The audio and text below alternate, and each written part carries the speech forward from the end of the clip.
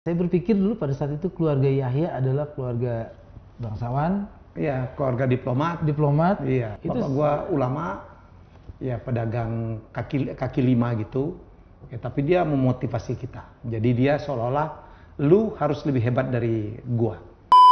Mas Helmi itu lebih suka dibilang orang kaya atau orang cerdas? Orang cerdas lah kalau harus milih ya.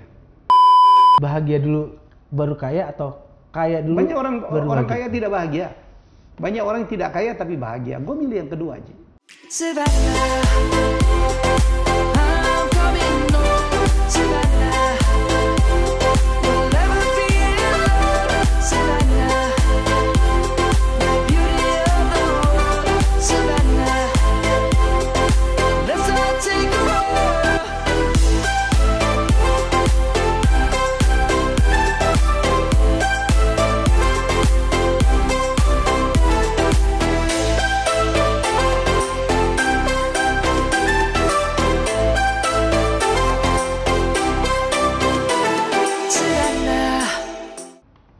Assalamualaikum warahmatullahi wabarakatuh. Abang-abangan gue, adik-adikan gue, thank you banget yang udah subscribe, like, share, and comment channel baru gue, Abang Narji. Sekarang spesialis banget buat lo, spesial buat lo. Lihat dong, studio baru gue keren banget kan? Pakai LED, udah nggak pakai kameramen, semua kamera tuh robotik. Lo boleh lihat kecanggihan studio gue. Karena gue numpang di studionya Mas Helmi. Thank you Mas Helmi. Makasih Ji, udah datang ke studio gua, kantor gua. Mas, ini kayak begini berapa habis biayanya nih Mas? Sampai Udah. kan ini kok niat banget ya bikin studio podcast sampai LED. Lu lihat dong, kalau lu bisa datang ke sini melihat, kameranya itu udah nggak pakai kameramen. Semuanya udah robot semuanya. Mas Helmi kenapa lebih suka robot daripada orang? Apa robot itu nggak perlu demo ini? Iya, nggak demo, nggak nuntut THR. Lah kan THR juga Mas, tunjangan hari robot. Ya, karena kemajuan zaman lah Ji. Saya pernah syuting di Deutsche Welle, Jerman. Itu green screen, kita berdua, saya sama Rizky itu yang bawain acara inovator. Saya bintang tamu, di studio nggak ada orang sama sekali. Operatornya di luar cuma 2 orang. Operator yang di luar cuma 2 orang, cuma pakai laptop aja. Kalau nggak salah kita pakai sensor tuh, jadi kameranya ngikut sendiri tuh, ngikutin sensor. Dari situ jadi inspirasi buat Mas Helmi selalu pengen bikin sesuatu tuh lebih canggih Oh iya, dari waktu itu. iya. Kenapa enggak gitu? Lebih keren juga kan? Lebih keren juga gitu. Itu yang selalu bikin kayak begitu tuh Mas Helmi itu apa sih Mas? Apa awalnya dari dorongan orang tua atau melihat situasi pada saat itu atau kondisi Mas? Hidup gue tuh susah. Jadi kalau gue nggak memenangkan kompetisi, gue pasti nggak ada yang ngelihat gue gitu. Bapak gue pedagang kaki lima, ya kan gue ditolak-tolak waktu kecil gitu. Jadi menurut gue membuat saya akhirnya terpacu untuk ya udah harus berkompetisi, harus memenangkan sebuah persaingan dari dulu tuh Ji. Jadi ya kalau kita bisa berbuat yang lebih baik, kenapa kita tidak lakukan gitu. Oke Mas, sebelum kita ngebahas lebih lanjut, saya cuma pengen tanya, Mas Helmi itu lebih suka dibilang orang kaya atau orang cerdas? Orang cerdas lah kalau harus milih ya. Kaya konsekuensi lah Ji. Dan itu kaya tuh relatif banget. Nggak ada apa-apanya juga kita. Ya saya nggak pernah ngomong saya orang kaya gitu. Karena saya diajarin betul untuk humble gitu. Untuk menghargai orang. Untuk selalu melihat ke bawah. Untuk bersyukur. Dan gua tuh adalah pencinta Kopingho. Gue inget banget kata Kopingho. Di atas langit ada langit. Udahlah, nggak usah ngadu kaya-kayaan gitu. Karena saya juga, ya saya cuma bersyukur aja lah. Hidup berkecukupan lah. Apa yang gue mau ada. Itu paling penting Ji. Banyak orang yang lebih kaya dari kita tapi nggak bisa nikmatin. Gue nikmatin banget apa yang gue dapatkan. Bersyukur. Nggak ada niat jadi Sultan Pejaten? Oh enggak lah. Nggak ada kita sultan. Kita nggak ada sultan. Sultan Pamulang. Kita udah bersyukur Ji.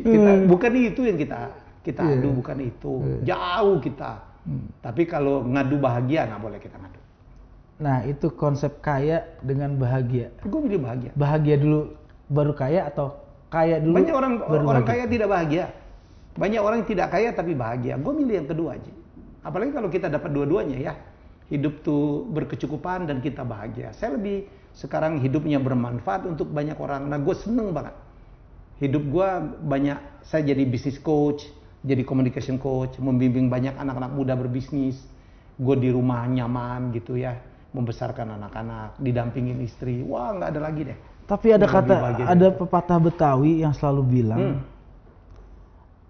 kaya itu belum tentu bahagia, Ya, tapi miskin udah pasti nggak bahagia. belum tentu juga. Relatif banget. Nah ini dia nih, yang saya pengen belajar dari itu. Soalnya sebagai orang Betawi kadang-kadang itu yang terngiang-ngiang di otak saya. Jadi Kayak miskin relatif, Ji. Kayak Ada orang makan, kayak dulu gue waktu kecil makan nasi dengan kecap manis, nggak pakai apa-apa, udah happy gue. oh ya, Mas Helmi Iya. ngalamin di masa itu. Bukan dari pakai- keluarga pakai besar? minyak jelantah gitu. Apa telur 1 dibagi 5, bagi 6 itu mah biasa. Bahagia banget. Sampai sekarang tuh, Ji. Sampai sekarang tuh. Bini gue tuh kan kalau orang Padang, jadi kalau masak tuh jago dan banyak banget. Nggak bisa gue, Ji. Tetap aja gue ambil lauk tuh 1-2 aja. Lebih dari itu gue udah bingung. Ya, jadi itu kebiasaan dari dulu. Jadi gue bersyukur banget. Ada Mas Tantowi, ada Mas Helmi. Dari 5 bersaudara. bersaudara. 5 bersaudara. Mas Helmi bungsu. Saya bungsu. Apa yang membuat motivasi itu jadi sukses semuanya, Mas? Saya berpikir dulu pada saat itu keluarga Yahya adalah keluarga bangsawan, Iya, keluarga diplomat. diplomat. Iya, orang pikir bapaknya Tantowi itu diplomat, ngeliat dia bahasa Inggris gitu. Enggak, Ji. Iya, itu Bapak gua ulama, ya pedagang kaki lima gitu. Ya, tapi dia memotivasi kita. Jadi dia seolah-olah lu harus lebih hebat dari gua. Ya, anaknya di sekolahin. Terutama saya dengan Tanto. Kakak saya 1, 2, 3 itu sekolah agama. Ya, kita kan 5 bersaudara, 2 perempuan. Kakak gue nomor 2 itu yang laki itu sekolah agama, PGA, pendidikan guru agama. Walaupun juga nggak jadi guru. Bapak saya ustadz, ngajar ngaji.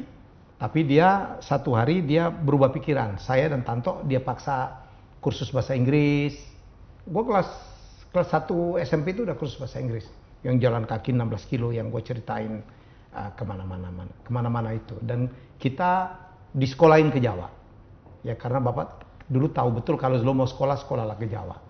Ya, jadi Biaya dari mana, Mas? oh dia jual rumahnya, dia gadein rumahnya, hampir nggak ketebus, hampir rumah keluarga kita itu disita oleh bank. Ya karena bapak saya belum sempat melunasin dan beliau meninggal. Tapi kita tahu betul lah bahwa ayah saya, terutama saya nganterin saya pas pada saat gua mandiri. Saya kuliah di STAN, tingkat 2, hari itu saya dapat rapelan gaji sebagai PNS, ayah saya meninggal. Pas. Ada perasaan menyesal, Mas? Nyesal di mananya? Di Orang tua belum Oh iya melunasi. penyesalan kita tuh karena ayah saya dan ibu saya tidak bisa menikmatin keberhasilan putra-putranya gitu yang dia bela bisa-bisan sampai gadein rumah, sampai ngutang tuh ngirimin wesel, sampai kadang-kadang menangis karena gua itu dulu kadang-kadang nggak tahu kalau bapak gue itu belum dapat utangan gitu untuk kirim gua wesel dan gua marah-marah gitu. Karena gue sendiri Ada kalimat ayah yang nggak pernah dilupa. Kalau saya kan punya juga kalimat ayah saya yang selalu selalu yang nggak pernah saya bisa lupa. Banyak. Saya itu nggak ngerti ya. Mungkin karena saya juga bungsu. Saya juga bisa ngobrol sampai jam 2 pagi sama Babe. Dan ternyata petua orang tua laki-laki itu kadang-kadang cuma terngiang, tapi begitu dia udah nggak ada baru teringat, Mas ya. Iya. Kalimatnya Babe saya itu dulu ke saya bilang, kasih orang, bantu orang. Lu sedih di saat lu pengen ngebantu, lu lagi kondisi nggak bisa membantu. Kalau lagi bisa ngasih. Nanti lu akan sedih kalau di saat pengen ngasih lu lagi nggak ada. Oke. Itu selalu kalimat Babe. Kalau Mas saya ini Kalimat ayah saya yang ngecun banget tuh jangan terdulu belaga. Jangan terdulu belaga itu bahasa Palembang. Jangan keduluan gaya. Ya, jangan besar pasak dari tiang. Bapak saya mengajarkan kami untuk kerja keras, diperjuangkan sendiri, nanti gaya itu akan ngikut. Gaya itu adalah konsekuensi. Jangan ngutang, jangan mendahulukan gaya lah daripada pencapaian. Ayah saya itu yang kalimat menurut saya sangat-sangat kuat. Jangan terdulu belaga. Jangan keduluan gaya lu. Ya, lu nanti mau dapat istri, dapat apa gitu, nanti lu mau beli apa, nanti itu ngikut, tapi lu nyari uang dulu. Bapak saya nggak pernah mengajarkan kalau minta duit itu dengan cara gampang. Walaupun itu duit gua loh, Ji. Gue dulu kan waktu SMA tuh kan menang kejuaraan, dapat beasiswa 2 gua, Super Semar sama Dikbud, gua dapat. Gue titipin ke dia, itu gue minta susah loh, Ji. Nggak ada cerita, Pak besok gue mau beli ini apa buku nih, ntar sok gitu. Ntar soknya tuh seneng banget. Padahal itu duit gue tuh. Jadi dia tapi tuh pelajaran apa yang didapat dari susahnya minta uang padahal tuh punya Mas Helmi sendiri. Semua harus diperjuangkan. Semua harus diperjuangkan. Nggak ada tuh gampang-gampang tuh. Kayak kita ke anak kita sekarang tinggal minta doang. Kadang-kadang, lo butuh buku apa gitu. Wah, nggak ada tuh. Itu Gue baju aja, harus beli ini kan sendiri. dengan pola kita yang sudah berubah Mas ya. Dulu juga sama banget. Saya juga dulu hidup dari yang seperti itu karena saya anak bungsu. Di saat orang tua saya udah mulai harus kuliah, orang saya udah mulai sakit-sakitan. Ibu kena gula, ayah rematik akut. Di situ yang buat motivasi saya bahwa justru terbalik, saya harus memberikan kepada orang tua. Yakin nggak kalau anak-anak kita itu akan se-struggle kita Mas? Belum tentu, saya pikir enggak ya. Anak kita itu lebih fighting spiritnya tidak setinggi kita ya. Saya sering ditanya Mas Helmi, kan saya sekolah sampai di Amerika Ji. Ditanya sekolah yang mana yang menjadi unsur suksesnya Mas Helmi. Saya cuma sekolahnya bukan yang saya di Stan, bukan yang saya di MIT, bukan yang saya di Miami gitu. Sekolah yang mengajarkan saya untuk sukses adalah sekolah penderitaan.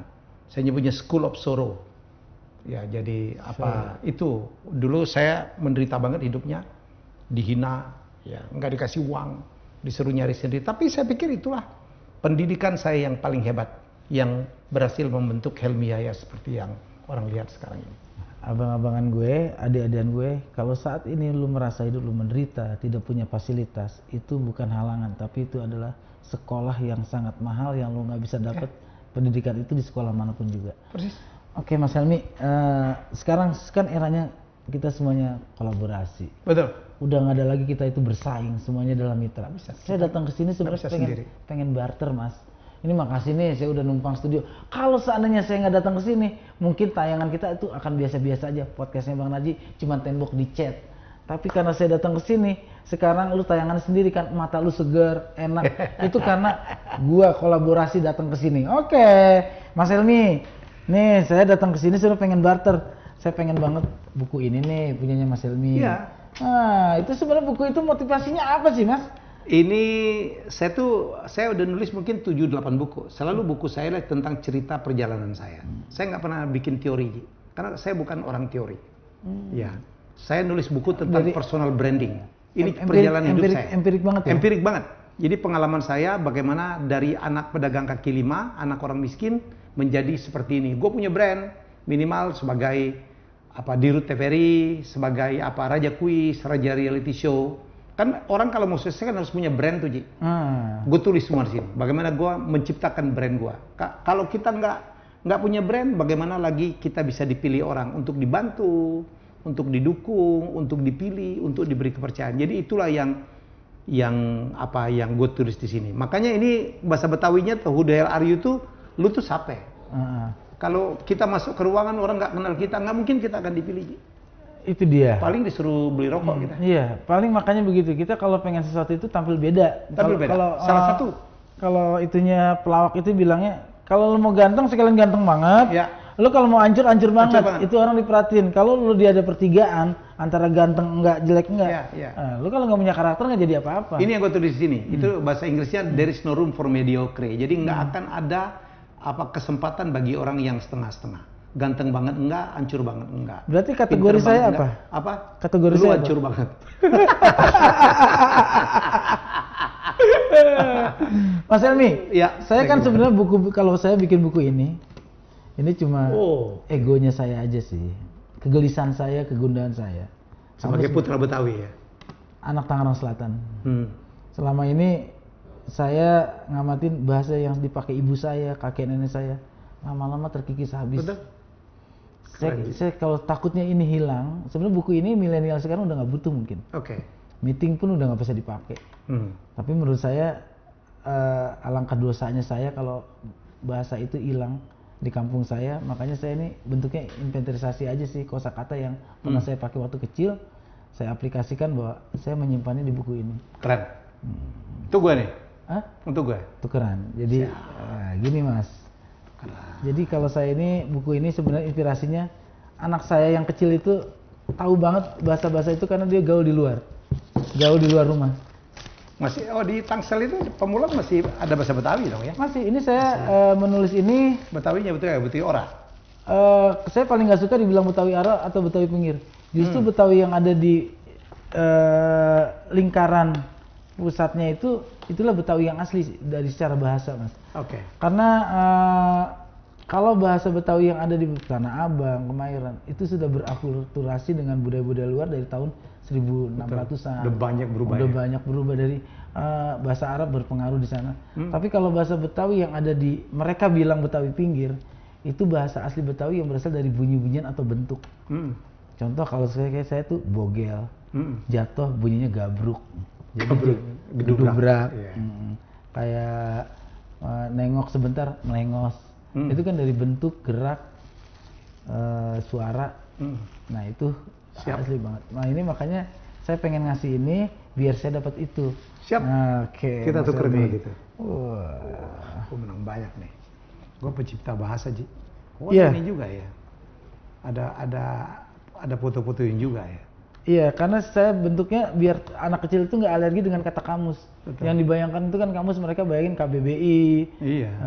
English Dictionary. Kambing gembel, Iya, kambuan. pohon. Keren, Ji. Itu saya kesulitan nulis itu waktu itu cari bahasa Latinnya. Itu sulit. Dapat loh. Sampai saya harus ke teman yang ada di IPB. Ini ada bahasa Latinnya lengkap loh. Karena syarat standar kamus itu untuk nama pohon dan hewan harus ada bahasa Latinnya. Tuh ada misro, Misro itu amis di jero. manis di itu ya. Iya, temannya combro. Combro, oncom di jero. Moa tuh kayak belut ya, Ji. Belut yang besar. Oke. Thank you, Ji. Makasih juga Mas Helmi, thank you banget. Saya datang Begini ke sini. dong. Saya itu pengen ketemu itu nggak lama-lama, tapi berkesannya lebih lama. Kalau bisa sampai kita menutup mata, Mas. Saya datang ke sini sebentar, tapi ilmu yang saya datang itu seolah-olah yang saya dapat pulang dari sini, saya kayak pulang kuliah S3 gitu, Mas. Saya dapat buku, Amin. dan saya dapat ilmu. Apalah artinya pertemuan kalau kita cuma saling menjamu, tapi pulang itu kita tidak membawa ilmu. Itu buat saya itu. Mas Helmi adalah salah satu inspirasi saya, karena saya mengenal Mas Helmi itu bukan sehari dua hari, Mas. Karena ayah saya itu dulu yang ngurusin tanahnya Bu Ani Sumadi di Pamulang. Oh gitu. Ayah saya yang ngurusin sertifikatnya, semuanya. Oh gitu. Sampai ayah saya tuh tahu banget Bu Ani Sumadi, Guru tanahnya saya. yang di Pamulang itu masih terjaga. Dan pada saat itu saya lihat Mas Helmi menjadi ajudan dari asisten dari Bu Ani. Bu Ani, saya bilang, ini kayak Bu Ani yang sering dulu ketemu Babe deh di Pamulang. Oh gitu ya. Ayah saya almarhum adalah calon tanah yang dulu suka ngurusin sertifikat orang kota beli tanah di Pamulang. Jadi dia banyak kenal orang, dan disitu saya yang belajar dari Babe tuh orangnya kayak gitu. Boleh gue cuma lulusan SR, tapi temen gue S3, kepala rumah sakit. Itu yang saya belajar tuh ada linknya Babe. Makanya saya bilang, kayak Mas Helmi yang dulu pernah ketemu Babe bukan sih? Kok sekarang ada di TV? Nasib orang nggak pernah tahu kita, Ji. Itu dia. Thank you Mas Helmi ya. Sama-sama. Oke, abang-abangan gue, adik-adikan gue, lebih baik kita nggak banyak bicara, tapi banyak manfaat dari pembicaraan tersebut daripada kita panjang-panjang airnya ngawur. Terima kasih, jangan lupa subscribe, share, and comment. Abang channel Narji. Abang Narji. Dan thank you nih Mas Helmi ya, udah numpang syuting ke sini. Thank you Mas Helmi, sukses, sehat terus. Sama-sama, Ji. Terus Sukses. berkarya Mas. Sama-sama. Thank you ya bukunya ya. Yep, sama-sama dong.